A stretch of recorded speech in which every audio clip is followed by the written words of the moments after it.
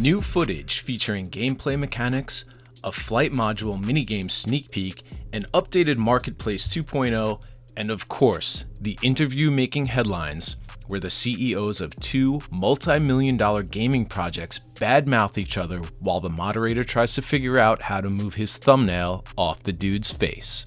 I don't give a what you do. Lots of things happened this week with Star Atlas. Let's jump right into it. Hello puppets, welcome back to the Metaverse. I'm MetaPuppet.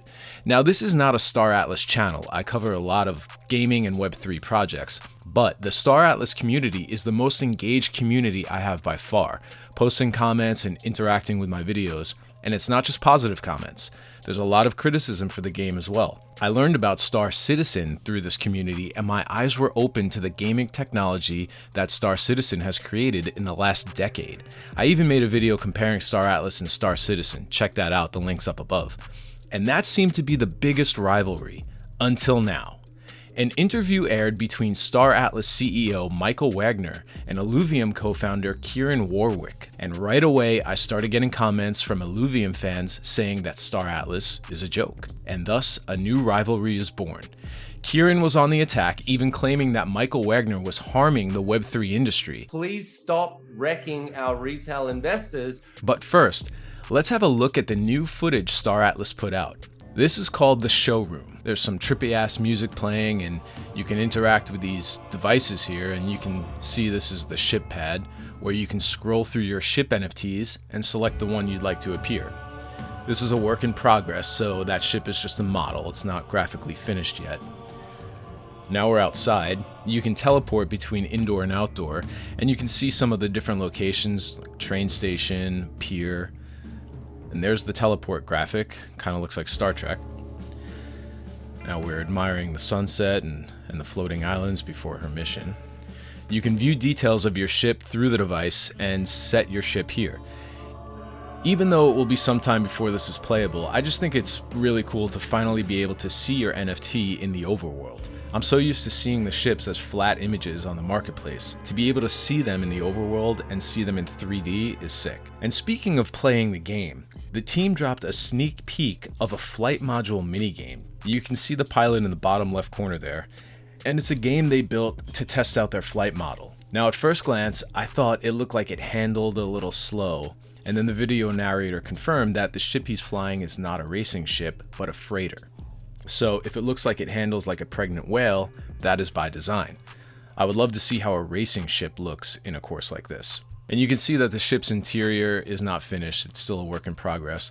But it's interesting that the team put this out because I think they really are responding to a lot of the criticism about there being no game built. Michael states that they've sold over $200 million in ship NFTs. And that's something that they get criticism for. Even Kieran criticizes him for it, claiming that he's destroying the Web3 reputation, I guess by taking people's money first and promising the game later. But you know what? That sounds to me like almost every other blockchain game in the last year. Oh, and guess what? That includes Illuvium. Please stop wrecking our retail investors who are going to be my investors potentially and other AAA games investors. That's why I care, because I think what you're doing is unethical in my eyes. So I think by and large, though, what it comes down in your case is you're a bit intimidated about what we're doing. You're a bit jealous of the success that we've encountered, honestly, and a primary motivator for you, Kieran, I'm going to be honest here, man.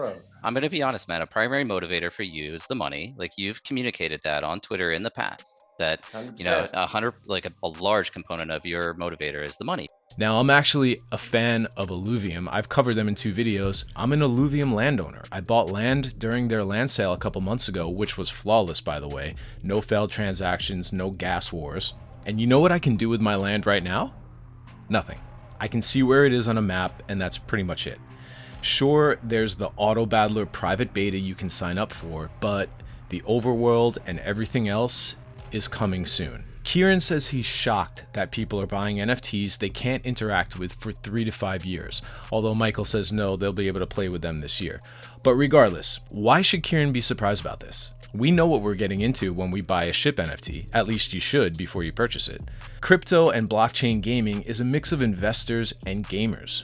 There's plenty of price speculation in the mix.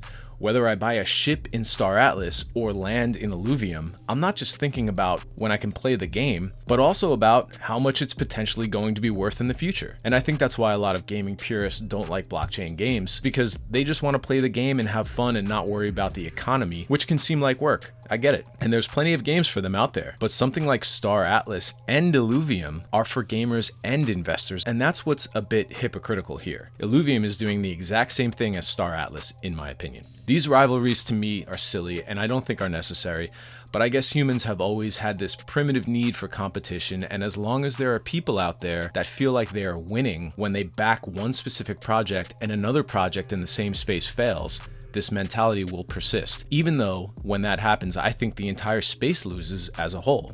Lastly, the Star Atlas marketplace got an upgrade. Michael Liu took a break from his piano lessons to tell us that you no longer need to buy from a Serum order book, but players can now buy and sell directly from each other, and you no longer need to settle orders to complete transactions. Items will just appear in your inventory after purchase, so it's a simplified experience. Hallelujah. Alright guys, I've heard from you about Star Atlas and Star Citizen in the past. Now it's time to tell me what you think about Star Atlas and Illuvium. I'm a backer of both projects, and I hope they both succeed, but I've learned things from your comments in the past, and maybe I'm missing something here. So let me know, I look forward to your thoughts. That's it guys, click the subscribe button and like the video so I know you want me to make more of these. Enjoy the rest of your day, and I'll see you in the future.